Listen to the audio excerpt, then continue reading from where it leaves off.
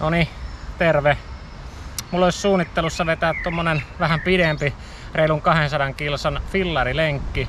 Ja ajattelin tehdä tällaisen videon siitä, että aloittaa vähän, että mitä kamppeita mä otan reissulle mukaan, sitten miten reissu menee ja sitten vähän jälkifiiliksiä kun perille pääsee. Että tarkoitus olisi polkea Helsingistä Joutsaan. Ihan tarkkoja koordinaatteja tietenkään pysty laittamaan, mutta suurin piirtein 220 kilsaa. Mä katsoin, että Google Maps näytti matkaksi. Ja mä en ole niin pitkää siivua ennen vetänyt, että mä oon jotain 100 kilsaa polkenut ennen. Ja ehkä semmoista 40 ja 60 kilsan väliin on semmoset mun pitkät lenkit, mitä mä vedän arjessa, jos on vapaapäivä ja näin, etten sen pidempiä. Tää on tämmönen todellinen testi tällaiselle tavalliselle perheenisälle, että tarkoitus on, että ollaan ihan normaali ihmisiä eikä mitään superurheilijoita. Että katsotaan, jos tämmönen tavallinen juntti tähän pystyy, niin sit siihen pystyy ehkä moni muukin, joka on ehkä miettinyt, että pitäisikö vähän pidemmälle siivulle lähteä. Että pyöräilyä on jonkin verran tässä taustalla näin, mutta ei mitään tällaista pitkää, että katsotaan miten menee. Niin ajattelin, että lähdetään katsomaan vähän tuosta varusteista, että mitä mä oon suunnitellut, että mä otan tuolle reissulle mukaan. Niin tsekataan noita. No niin, lähdetään vähän katsoa, että mitä meillä on mukana. Niin ensimmäisenä tietenkin Turtles-avaimet, että ilman Turtles-avaimia niin ei voi lähteä. Laitetaan, ne on tärkeimmät ehkä tosta. Sitten mä otan ihan nalkene pulloja reppuun. Ehkä 4 kappaletta. Ja niihin mä laitan yhteen, mä pistän tollasta Hardsporttia. Siitä tulee litra per pussi. Sitten yhden tollasen Hardsportin ja pari Leaderin tollasta urheilujuomasekoitetta. Et siinä noista tulee 3 litraa urheilujuomaa. Ja sitten perus fillaripullossa niin mä pidän ainoastaan vettä. Et siihen mä en sotke mitään muuta. Et siinä pidetään vettä ja sitten nalkeneessa urheilujuomaa. Ja sitten mä pysähdyn varmasti joihinkin huoltoasemille, mistä voisit vesivarantoa vähän täydennellä. Ja mitään sen isompaa ruokaa mä en ota, että mä ajattelin lähteä vähän pähkinöillä. Mä ostin 4 pussia pähkinöitä ja kaikkia mä en välttämättä syö, enkä tiedä otanko kaikkea edes mukaan, mutta ostin muutaman pussillisen eri pähkinöitä. Ja sitten 1 karkkipussin. Ajattelin niin, että jos toisessa taskussa pitäisi vaikka pähkinöitä ja toisessa vähän karkkia, niin niitä voisi vähän napsia siitä sit fiiliksen mukaan. Ja pari pidempää taukoa mä ajattelin pitää, en tiedä pidänkö jo 50 päästä vai sitten 100 kohdalla ja ehkä 150 kohdalla. Niin niihin sitten ostin muutaman tommosen suklaapatukan, mitä voisi tempasta sitten, kun ehkä joku 100 kilsaa on takana, niin voisi tempasta vähän suklaata ja tälleen, niin saa enemmän energiaa. Ja tästä taitaa itse asiassa olla kaikki elintarvikkeet, vettä, urheilujuomaa, pähkinää ja vähän suklaata. Niin noilla pitäisi niin pystyä toivottavasti mennä. Sitten mä ajattelin ottaa ketjuöljyä, että jos tuleekin sadetta, on joku soratie, hiekkatie, että menee ihan paskaseksi ketjut, niin ei sitten heti leikkaa kiinni, että on Ja 3 vararengasta, että toivon mukaan ei tarvitse kertaakaan vaihtaa, mutta ehkä todennäköisintä on, että kerran joutuu, jos on oikein huono tsekä, niin 2. 3 rengasta on ehkä vähän overkill, mutta parempi se niin on kuin, että puhkee renkaat ja sit matka jää sen takia siihen. Niin otan nyt varuiksi 3 mukaan. Sitten mä otan ihan vaan fillarin monitoimityökalun. Tällä luulisi pärjäävän. Sitten mä ajattelin ottaa varapankin. Mä ajattelin, että mä teippaan sen tuohon tankoon kiinni ja siitä saa johdon suoraan kännykkään. Mä pystyn pitämään Google Mapsia auki sillä, että mun ei tarvitse pelkää, että akku loppuu, kun ei huvittaisi eksyä mennäkään Heinola ja Joutsan väliin pikkuteille, kun mulla on kokemuksia vähän noiden Mapsien oikoreittien kanssa, että ne menee mistä menee. Sitten on fillarihanskat, mallia marketti, mallia halvimmat mitä löytyy, niin kuin kaikki on varusteet yleensä. Ja sitten ainoa pro-väline oikeasti mikä on, niin lähdetään pyöräilykengillä. Että ei lähdetä puskeen lenkkareilla. Et sen verran on niinku panostettu. Ja sitten Siinäköhän ne kaikki oli. Mä kaivan tätä reppua. Löytyykö täältä mitään enää? Tosta. Rengasraudat. Et jos tuu rengashommiin joutuu, niin tollaset on mukana. Ja periaatteessa tässä on tää setti. Monitoimityökalua, vararenkaita, rengasraudat, vähän ketjuöljyä, 4 litraa vettä suurin piirtein, tai urheilujuoman muodossa, sitten osa vettä, pähkinää ja suklaata vähän. Ja näillä toivotaan, että pärjään, että en tiedä onnistuuko, toivottavasti onnistuu. Ja sitten mä näytän vähän munamankelia, että minkälaisella konkelilla tästä lähdetään liikkeelle. Ja tosiaan tarkoitus on ehkä joskus 5 aikaa aamulla lähteä puskeen, niin sit jos se on iltasella perillä, pääsis vähän saunomaan ja muuta, että sellaiset suunnitelmat on. Ja joo, ei muuta. Katsotaan toi konkeli seuraavaksi. Joo, mulla tosiaan 2-3 fillaria olisi, että mulla on sähköavusteista ja sit mulla on tossa Käppyräsarvista maantiepyörää, minkä mä itse asiassa sain tosta kaverilta just ilmatteeksi, kun hän nosti itselleen uuden, mutta mä ajattelin, että tää sopisi tällaiseen tavallisen perheenisän fillarireissuun lähteä tällaisella ihan perusmarkettipyörällä. Elikkäs tässä on tämmönen XXL:stä ostettu Whitein ihan perus hybridifillari, missä ei oo siis mitään ihmeellistä. Tää on ihan suoratankonen ja sit mä tohon laitoin kännykäpidikkeen niin, että mä voin siinä pitää Google Mapsia. Ja tohon tankoon mä tosiaan ajattelin, että mä teippaan sen varavirta lähteen ja sit mä saan sen tohon kiinni piuhalla, niin ei tarvitse pelkää, että akku loppuu. Ja tässä ei oo siis mitään ihmeellistä. Juomapullon pidike, lukkopolkimet, niin kuin sanoin. Ja ei muuta. Ihan perus fillari, niin tää sopii hyvin tähän reissuun mun mielestä, että ei lähdetä liikaa hifistelemään minkään varusteidenkaan, että lukkopolkimet nyt aina on sellaiset vähän niinku peruspentin pyöräilyvarustuksesta poikkeavat setit, mutta näin. Ei siinä. Jatketaan ja katsotaan, kun reissu lähtee käyntiin. No niin, huomenta. Kello on 3:45 aamulla ja nyt on sitten lähdön aika ja joo. Syy miksi mä lähden näinkin aikaisin kuin 4, niin mä ajattelin, että mulla menee semmonen 14 tuntia tuossa matkan teossa, niin sit mä olisin perillä suurin piirtein 6 aikaa ehkä illalla, niin mä haluan niin, että mä ehdin siihen saunoon ja vähän chillata ennen kuin pitää mennä nukkuu, että jos mä 7 aikaa lähtisin aamulla, niin mä olisin vasta ehkä 9 aikaa illalla perillä mun laskelmien mukaan, niin se on vähän liian myöhään, niin mä oon aamuvirkku muutenkin, niin ei tässä mitään, niin katsotaan, lähdetään polkeen ja katsotaan matkan varrelta sitten vähän kuvamatskua, mutta eka pitää saada ainakin kroppa liikkeelle ja näin, että katsotaan miten lähtee reissu liikkeelle.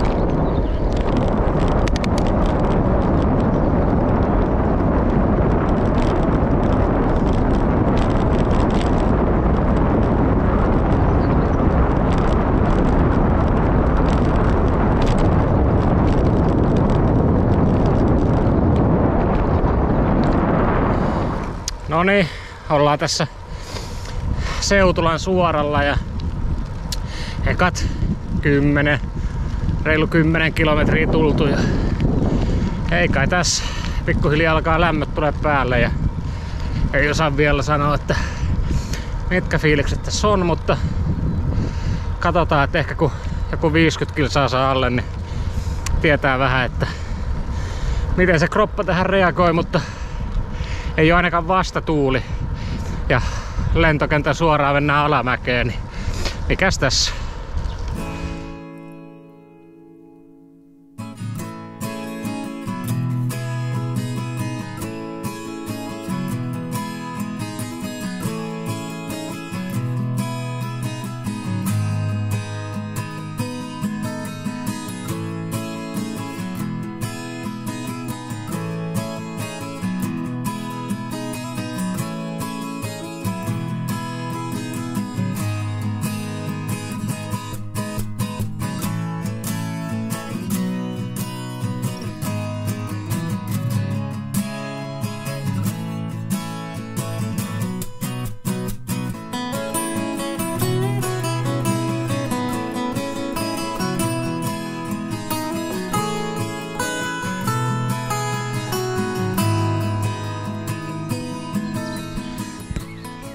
Joo, 33 kilsaa tultu ja joo, ei mitään, matka jatkuu.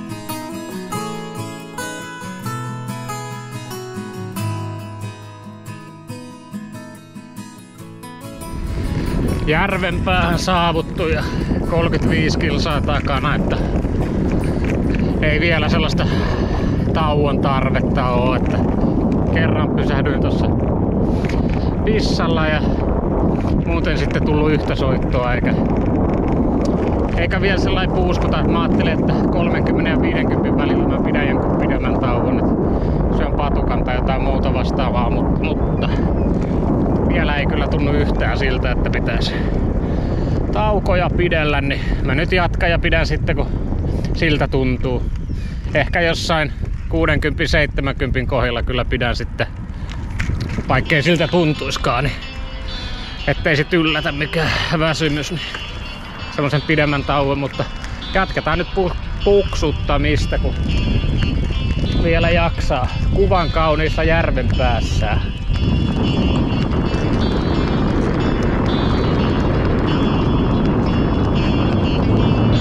Kyllä on suomalainen kaupunkimaisema hienoa.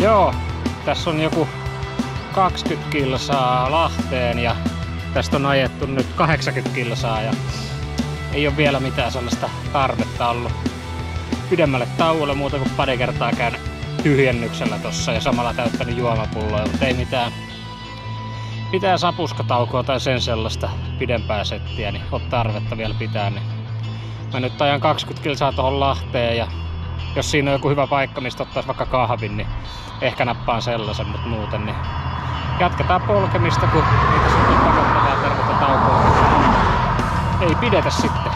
Niin jatketaan ja 4 tuntia 24 minuuttia on nyt tultu. Ja hyvin ainakin toistaiseksi voimat riittää.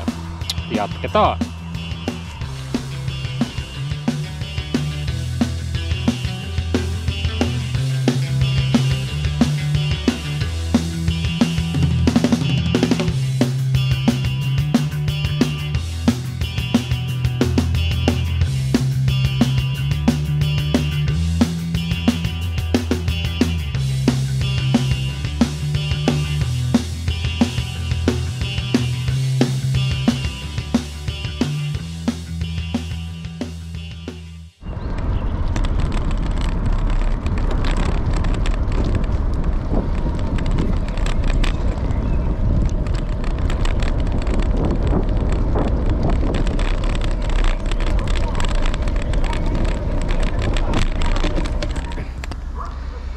Jossain Lahden S-Marketilla ollaan ja mitäköhän tos nyt sitten olisi, katsotaan. 99,68 kilsaa ja 5 tuntia 19 minuuttia. Että. Käyn nostaa jonkun Berliinin munkin tosta ja sitten jatkuu. En ajatellut sen pidempään taukoa pitää. Yes.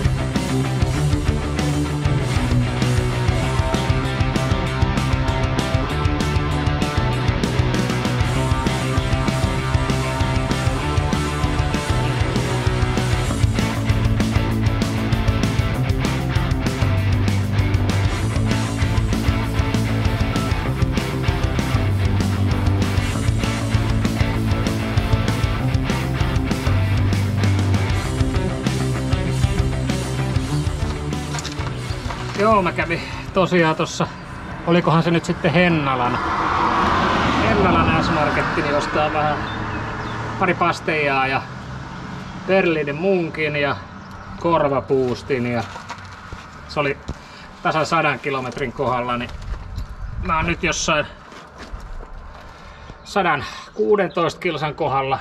Tässä on joku bussipysäkki, niin mä tuun tähän vähän syömään. Nyt alkaa tuntua sillä, että olisi tauon paikka. Mä en siinä S-Marketilla sen pidempään ollut. Siinä meni ehkä 50 minuuttia kun kävin kaupassa, mutta siinä ei semmoista varsinaista taukoa ollut. Niin mä oon tässä Dösa-pysäkillä nyt ehkä 10 minuuttia syön vähän ja juon.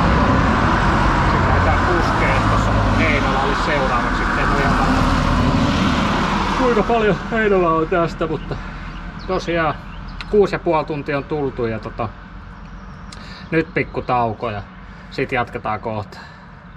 Tse.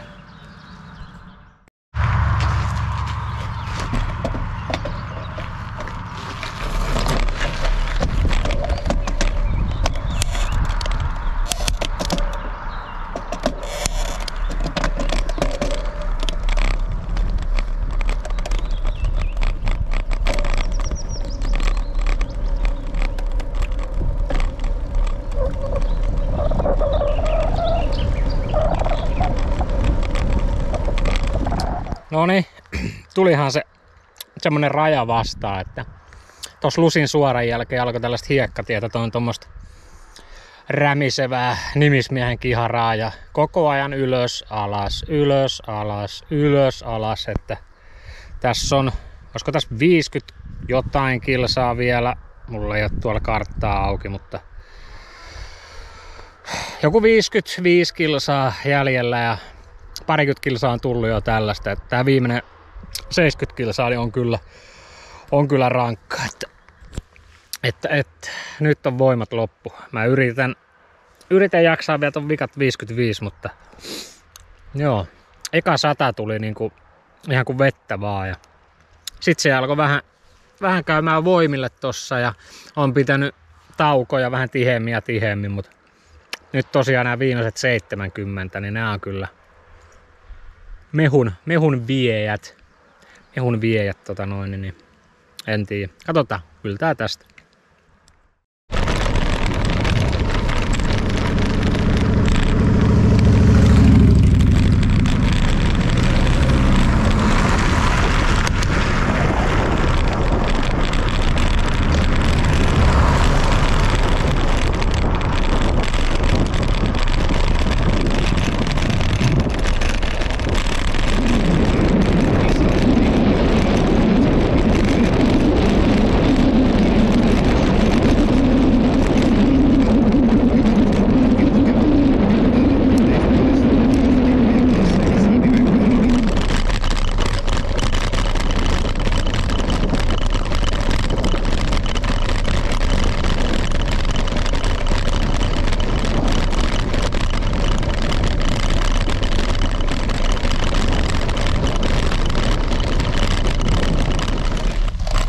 No niin, pääsin perille.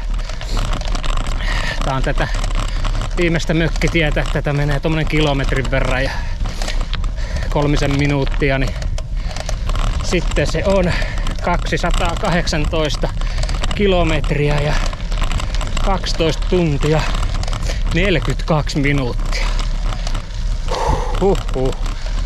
Kyllä mä sanon. Noniin, terve vaan. Tosiaan vielä yhteenvetona, vaikka tossa sanoinkin, niin se ensimmäinen 100 kilsaa tuli aika hyvin ja siitä sitten seuraavat 50, niin vähän rupes painamaan jaloissa ja viimeiset 70 oli sitten aika tervanjuontia, että jotenkin tuntui, että pääsi just perille, mutta sitten mä vähän leikittelin semmoista ajatusta, että jos siitä olisikin ollut vielä sanotaan 50 kilsaa lisää, niin olisiko se jaksanut kuitenkin vielä, että kuinka paljon siinä oli semmoista psykologista vaikutusta, että ties, että matka on tulossa päätökseen, niin sitten tuntui, että että voimat just riittää, mutta vaikea se on sanoa ja sillä vähän väärinpäin meni toi setti, että alussa kun oli paljon voimia, niin oli niin helppokulkusta asfalttitietä ja ei mitään ongelmia ja sitten tää loppupää, kun voimat oli jo vähän ehtynyt, niin sitten alkoi rankat osuudet, että ehkä se olisi vähän nätimmin mennyt, jos se olisi alussa, kun on voimaa, niin ollut vähän haastavampaa maastoa ja sitten kun voimat on lopussa, niin olisi saanut lasketella jotain asfalttiteitä, mutta näinhän se ei tietenkään mennyt. Sitten tuosta juoma- ja ruokapuolesta, niin mulla oli yhteensä 5,5 litraa nesteitä mukana ja ne meni kyllä niin kuin kaikki. Sitten noista ruuista, niin pähkinöitä mä söin yhteensä ehkä 1 pussillisen, jos sitäkään, että ei oikein tehnyt mieli mitään pähkinöitä mutusta ja karkkeakin söin ehkä kourallisen, että sitäkin jäi yli 0,5 pussia yli, ettei ne oikein kuitenkaan sit mennyt, että pysähdyin siinä S-Marketissa Hennalassa, niin siitä ostin pari pasteijaa ja korvapuustin ja sitten Berliinin munkin. Ja mä tempasin siinä heti aluksen 1 pasteijan ja Berliinin munkin ja sitten jossain vaiheessa pysähdyin korvapuustille ja sitten lihapasteijalle, että ne kyllä maistu. Sitten ruokaa teki siis mieli, ei mitään pähkinöitä tai karkkeja tai muuta, vaan ruokaa. Ja mulla kävi vähän semmonen tsägä, että mä otin ihan randomilla kotoota makaronilaatikkoa semmoiseen eväsvasiaan. Ihan vaan, että jos nyt sattuu tarvitsee. Ja sen mä pysähdyin syömään sit siinä Dösäpysäkillä itse asiassa, mistä oli vähän kuvamatskua, niin sen kylmän makaronilaatikon, mutta se niinku maistui hyvältä, että sai niinku ruokaa. Ja ennen lähtöä mä aamupalaskin söin kotona makaronilaatikkoa lautasellisen, että eikä se painanut mahassa ja tuntui, että alussa oli voimiakin aika hyvin, että ei se huono ratkaisu tuntunut olevan. Ja kivuista niin oikea polvikipeytytys jossain vaiheessa tämän loppupätkällä vikan 70 aikana ja mitään semmosia lihaskipuja ei ollut missään, eikä hanurikaan nyt sen enempää hellänä ollut. Mulla oli pyöräilysortsit tossa jalassa ja oikeasta kengästä klossi hajosi jossain kohtaa tuossa sorateillä, että mä en tiedä, se ei varmaan kyllä helpottanutkaan tuohon polveen, että se oli sama oikea polvi ja oikean kengän klossi hajosi, että sit mä jouduin noita sorateita ylös alas vetelee niin kuin 1 lukolla, että se ei kyllä ainakaan auttanut tota asiaa, että se oli vähän haastavaa, että ei muuta kuin rohkeasti vaan fillarin selkää ja 100 tai 200 vetämään, että 300 voisi olla meikäläisillekin kyllä liikaa, että tää oli vähän reilu 200, niin jos se olisi loppunut tasan 200 kilsaa, niin se olisi ollut aika optimi, että kyllä tossa tervaa juotiin noin viimeiset kilsat sen verran, että. Mut joo, positiiviset fiilikset ja ihan hyvässä kondiksessa seuraavana päivänä, mikä on vähän yllättävää, että ajattelee, että jalat olisi ollut enemmänkin rikki, mutta ei oo ja ei muuta kuin jatketaan tässä kesää ja katsotaan mitä seuraavaksi keksitään.